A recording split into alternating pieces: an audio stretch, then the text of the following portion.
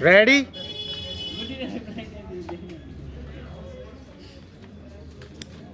Start.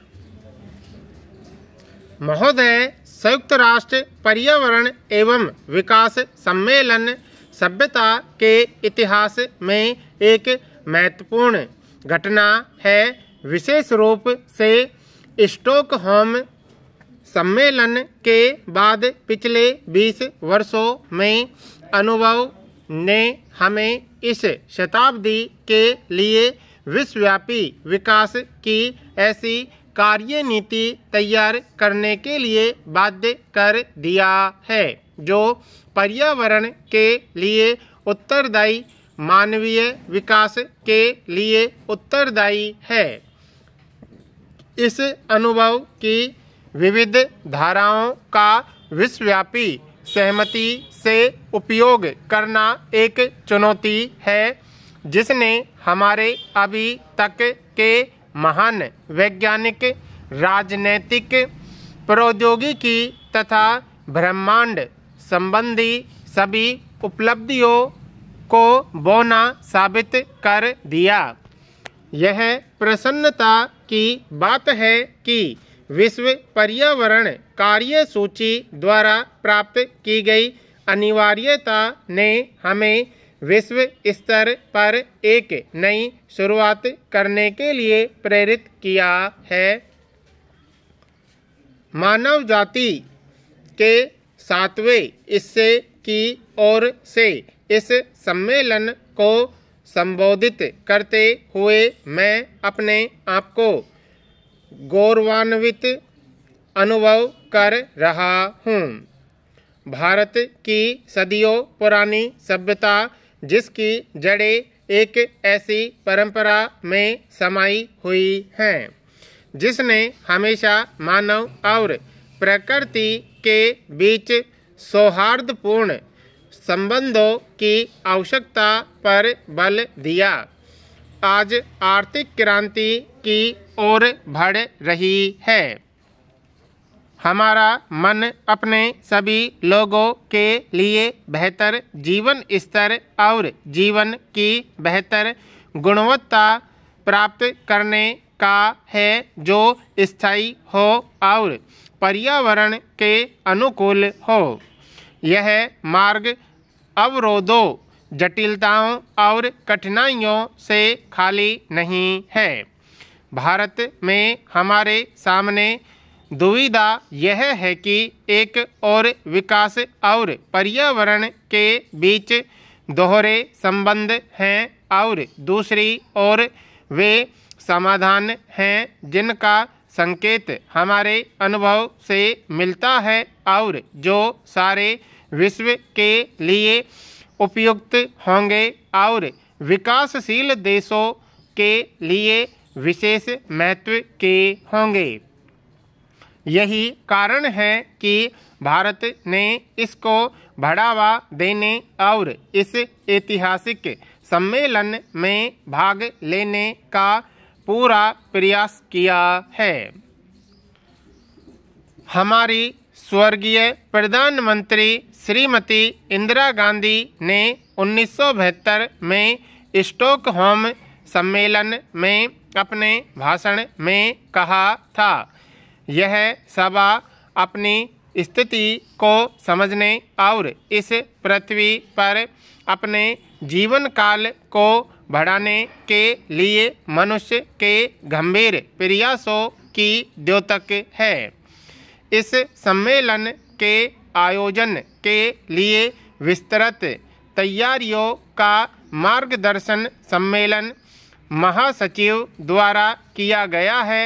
यह उल्लेखनीय है कि यह पैरा रियो में आयोजित इस सम्मेलन पर भी उसी तरह लागू होता है जिस तरह स्टॉकहोम के सम्मेलन पर जो बात वर्तमान महासचिव पर उस समय पर लागू होती थी, वही बात आज भी है।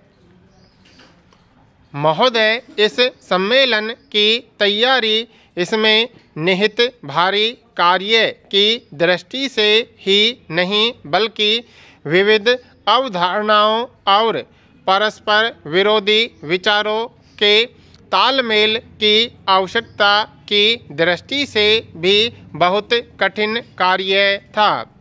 मैं अपने प्रतिनिधिमंडल की ओर से अपने मेजबान ब्राज़ील की सरकार, महासचिव तथा सचिवालय के सभी कर्मचारियों का उनके उत्कृष्ट कार्य के लिए हार्दिक अभिनंदन और धन्यवाद करता हूँ, जिनके प्रयासों के परिणाम स्वरूप संयुक्त राष्ट्र पर्यावरण और विकास सम्मेलन आयोजित किया गया है। जब मैं यह कहता हूँ कि श्रीमती इंदिरा गांधी द्वारा 1972 में दिया गया प्रारंभिक वक्तव्य इस सम्मेलन पर भी समान रूप से लागू होता है, तो मेरा अभिप्राय यह नहीं कि उसके पश्चात परिस्थितियाँ यथारूप चल रही हैं, बदली नहीं हैं। वे बदली हैं, किंतु स्टॉकहोम में शुरू हुई प्रक्रिया के बीच जो जैविक संबंध है उसको नकारा नहीं जा सकता। परिस्थितियों को ध्यान में रखकर चलना पड़ेगा। यदि स्टॉकहोम सम्मेलन में पर्यावरण को राष्ट्रीय और अंतर्राष्ट्रीय कार्यसूची में शामिल किया गया तो बाद के वर्षों में यह कार्यसूची का शीर्ष विषय बन गया। स्टॉकहोम सम्मेलन और रियो सम्मेलन के बीच मानव अर्थव्यवस्था के बढ़े हुए पैमाने का और उत्पादक गतिविधियों का वायुमंडल के पारिस्थितिकी स्वास्थ्य पर अत्यधिक प्रतिकूल प्रभाव पड़ा है। उत्तर में संसाधन गहन, कभी कभी अंधाधुंध आर्थिक विकास का विश्व पर्यावरण पर प्रतिकूल प्रभाव पड़ा है, जबकि दक्षिण में अत्यधिक गरीबी के दबाव और 3 बिलियन लोगों से वंचित हो जाने के कारण पर्यावरण पर दबाव अत्यधिक तेज हुआ है।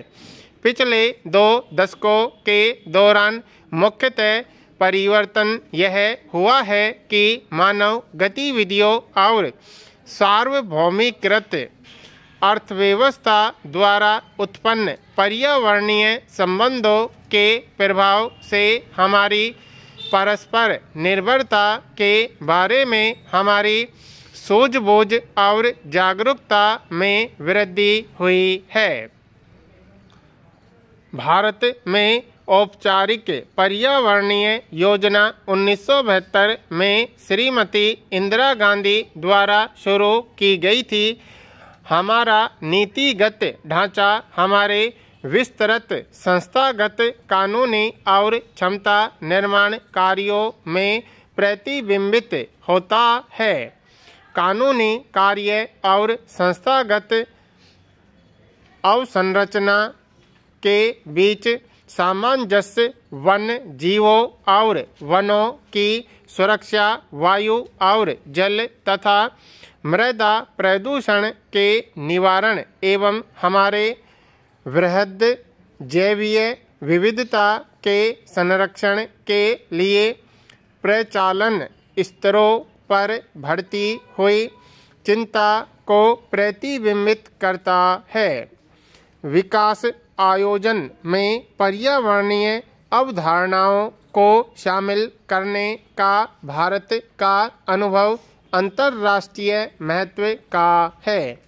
हम समस्त विश्व को प्रदूषण रहित बनाना चाहते हैं।